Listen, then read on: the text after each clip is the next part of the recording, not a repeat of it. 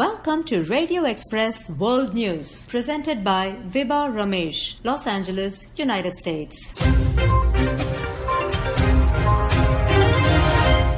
Independence Day celebration in the United States this year was commemorated by bottle rockets and Roman candles from suburban backyards and streets, as against massive fireworks and week-long mass celebration.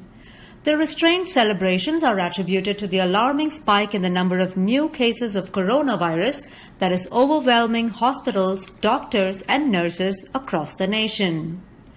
Florida has surpassed its highest daily tally by a whopping 10,059 on Sunday alone.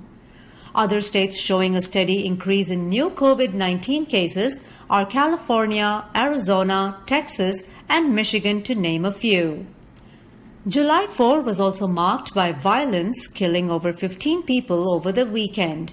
One was a shooting that resulted out of a gang-related violence in a nightclub in South Carolina, which killed 2 people and injured 8 others.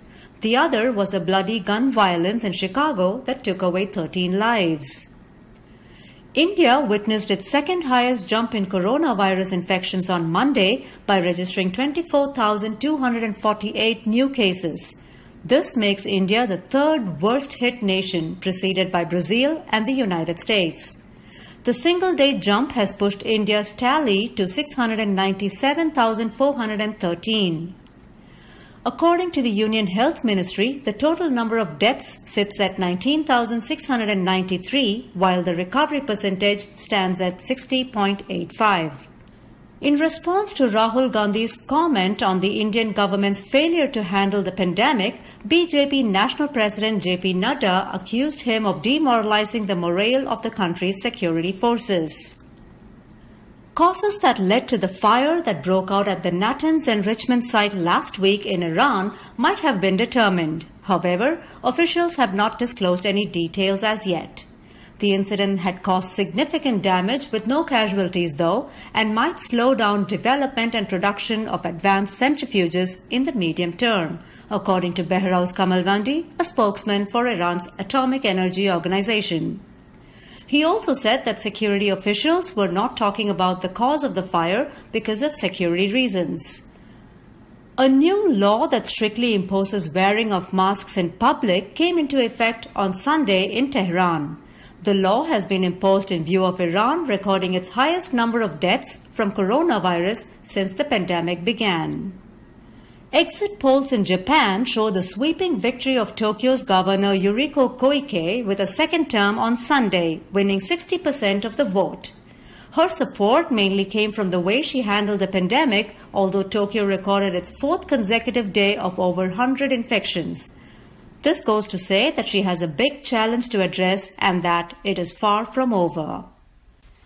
The sudden jump in the number of new COVID-19 infections in Victoria has led the country to make a strategic decision to contain the virus. To this effect, the state's border with New South Wales will be closed from Tuesday midnight. The coronavirus toll of 127 cases on Monday moved the Prime Minister and the Premiers of New South Wales and Victoria to close the border. Premier of Victoria, Daniel Andrews, said that closure will be enforced on the New South Wales side so as not to be a drain on resources that are very much focused on fighting the virus right now across our state.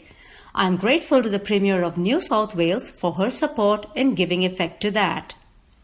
Mexico reported 4,683 new cases of coronavirus on Sunday, raising its total tally to 256,848 infections and 30,639 deaths.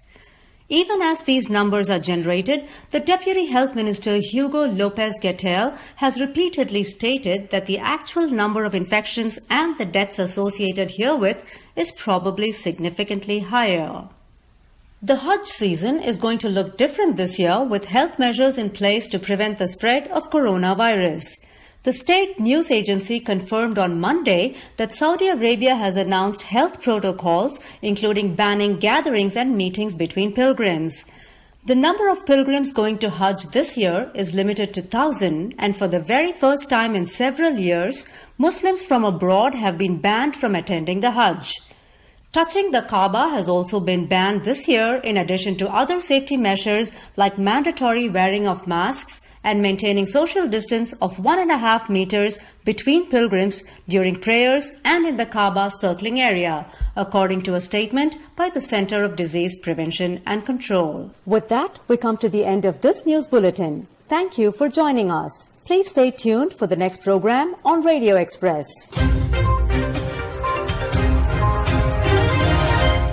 To receive Radio Express English news and English programs in your WhatsApp, please send a WhatsApp message, English programs, to 90727 95547.